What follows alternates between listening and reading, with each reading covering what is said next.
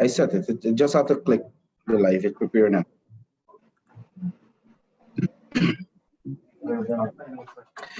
Hello there. Very good afternoon and welcome to your Recount update, the 1 p.m. Recount update, rather. I'm joined this afternoon via Zoom and from the Artichoke Convention Center by Dr. Frank Anthony, one of the PPP agents there, as well as Vickram Bharrat and Ganga Persaud, also agents for the PPP. Gentlemen, good afternoon. Good afternoon. Good afternoon. All right, quickly starting with Dr. Anthony, just give us a rundown as to the activities at the Artichoke Convention Center up to this point in terms of boxes counted and what has been happening so far. Well, up to yesterday, we have tabulated 350 boxes, both at the general and the regional. And we are expected today that when we start the tabulation process, that we will be able to complete Region 1 because all those boxes should be counted at the station and those SORs would be available for us to tabulate in the tabulation center. I think one of the main concerns that we have is that we see the APNO and AFC continue to try delaying tactics, and therefore we are not able to process the boxes as quickly as they should be processed. And I think that's still a major hurdle, because while we would have completed 350 boxes, completed tabulating 350 boxes, there's still quite a lot more to be done. And at this rate, if we continue at this rate, we'll go way beyond the 25 days that GCOM has set itself. You mentioned the Region 1. Before I come to Vic and Ganga, what has been holding up the process there? I understand there are some issues that would have to go to the commission. Just give us an idea. Well, one box, when the container was open, that box had some water inside.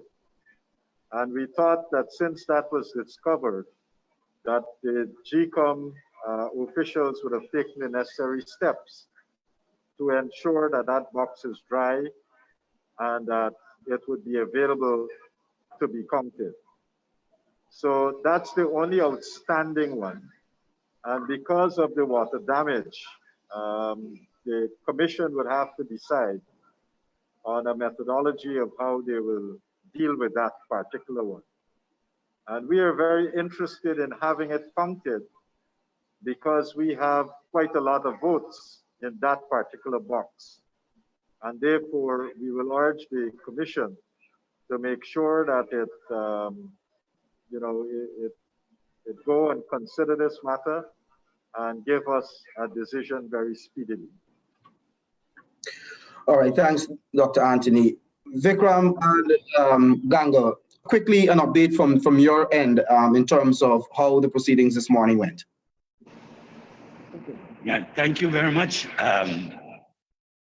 I worked in Station 9 this morning, or Station 9. We completed 3 boxes this morning. And that was because the APNO AFC did not make any objections to the serial numbers as they would have done. Because with each box, their objections would have taken in excess of 30 minutes. So we completed 2 huge boxes, both in the horse-telling area, and the third one from the Providence area where we had an intermixing. The results generated from all 3 boxes match that of the SOPs that were displayed and made public by the People's Progressive Party Civic. So every day, that's the kind of finding.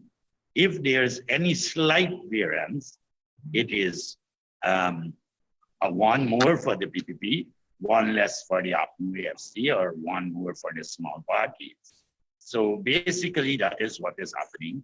the process in itself is very time consuming because of the inclusion in the order of this audit mechanism, where you have to check and check. And because some of the agents are not alert, you have to redo certain things. So that's an update from our end. We are looking forward to continuing at 1:30 this afternoon in Station 9. So over to Vic. All right, thank you, Eddie. So far, it has been a quiet day at the convention center, quiet in the sense that we haven't had much issues and we haven't had much objections from the APNU that we would have had over the course of the last 8 days. So having said that, we have managed to we counted 24 boxes up to 1 o'clock today. Yesterday, we actually had the highest number of boxes counted. That was 56. That's the highest since the recount started, taking the total to 369 boxes as of yesterday. Comrade Frank would have mentioned the 350 figure. That 350 are the boxes that were tabulated so far, but there are 369 that were counted.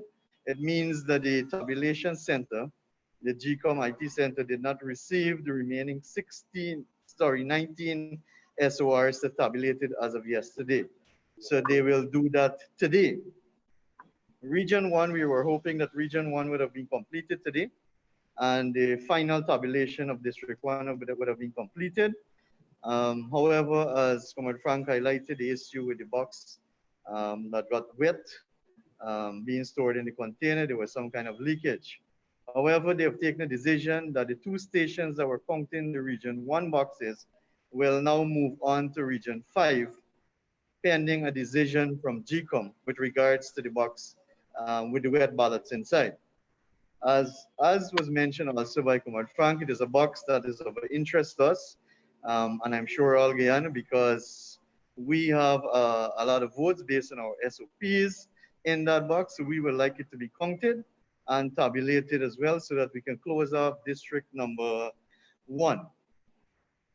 In terms of the pace, we are still not satisfied at the pace at which the recount process is going. It is more of an audit, as Comrade Ganga mentioned, and not a recount.